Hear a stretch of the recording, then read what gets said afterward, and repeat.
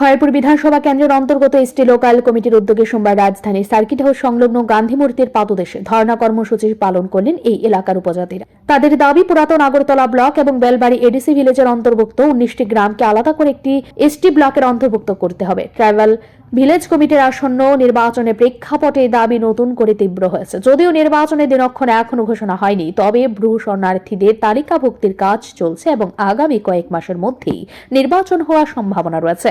সাধারণ ক্যাটাগরির ব্লকের অন্তর্ভুক্ত থাকায় তারা এসটি ক্যাটাগরির সুবিধা থেকে বঞ্চিত হচ্ছেন। সামাজিক এবং অর্থনৈতিক উন্নতির স্বার্থে এসটি ব্লকে অন্তর্ভুক্ত হওয়া তাদের অধিকার বলে দাবি করেন তারা।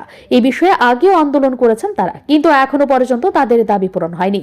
ধর্নায় অংশ নেওয়া এক উপজাতি নেতা বলেন, পুরাতন আগরতলা ব্লক এবং বেলবাড়ি এডিসি ভিলেজের মানুষ দীর্ঘদিন ধরে এসটি ক্যাটাগরির অধিকার থেকে বঞ্চিত। আমাদের গ্রামগুলোকে আলাদা করে এসটি ব্লকের অন্তর্ভুক্ত করতে হবে।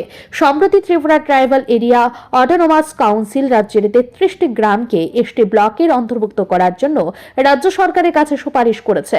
খয়েরপুর বিধানসভার উপজাতিরাও এই দাবিকে সমর্থন জানিয়ে আন্দোলনে সরব হয়েছেন। আন্দোলনকারীরা জানিয়েছেন, সরকার দ্রুত পদক্ষেপের অভাবে তাদের হতাশ করছে।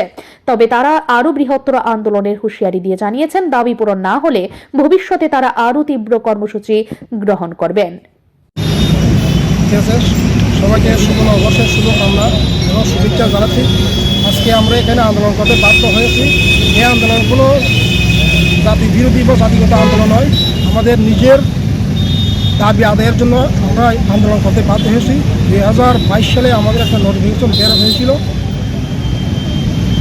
আগরতলা ব্লকের আন্ডারে, ঋষি গভর্নমেন্টের আন্ডারে যে বিষয় আছে আগরতলা ব্লকের আন্ডারে, সেই বিষয়গুলো যাতে নিয়ারেস্ট এসটি ব্লকের আন্ডারে অন্তর্ভুক্ত হয়, সেটার জন্য আমরা আন্দোলন করছিলাম। 50% সাকসেস হয়েছি। আমরা নোটিফিকেশন পেয়েছি, কিন্তু এখনও ইমপ্লিমেন্ট হয়নি। সেই ইমপ্লিমেন্ট করার জন্য আজকে আমরা আন্দোলন করতে বাধ্য হয়েছি। আজকের এই আন্দোলনটা ছোট্ট একটা আন্দোলন। আজকের যদি সাকসেস হয় তাহলে তো ঠিক আছে, আজকে যদি সাকসেস না হয় তাহলে আমরা আগামী দিনে আরও বৃহত্তর আন্দোলন করতে বাধ্য হব। আমাদের সারা ত্রিপুরার মধ্যে এখন 33টা বিসি আছে। সেই 33টা বিসির যতজন জনসাধারণ আছে তাদের সবাইকে এনে আমরা একটা রোড ব্লক করে সারা ত্রিপুরার মধ্যে আন্দোলন করে সারা ত্রিপুরাতে আমরা একটা দেখে দিতে চাই যে আমরা সব কিছু করতে পারি যদি আমাদের যদি দাবি না মানে। আপনাদের বেলবাড়ি ব্লকের কয়টা বিসিকে নিয়ে আপনারা আন্দোলন করছেন? আগরতলা ব্লকের আমরা 4টা বিসি আছে। সেই বিসিগুলো এখন যাইব বেলবাড়ি ব্লকের আন্ডারে। এই ধর্ণা কর্মসূচি উপজাতিদের দাবিকে পুনরায় উত্থাপন করেছে। এখন রাজ্য সরকার এই বিষয়ে কি পদক্ষেপ নেয় সেটি দেখার বিষয়। ব্যুরো রিপোর্ট, ঋদ্ধি নেটওয়ার্ক।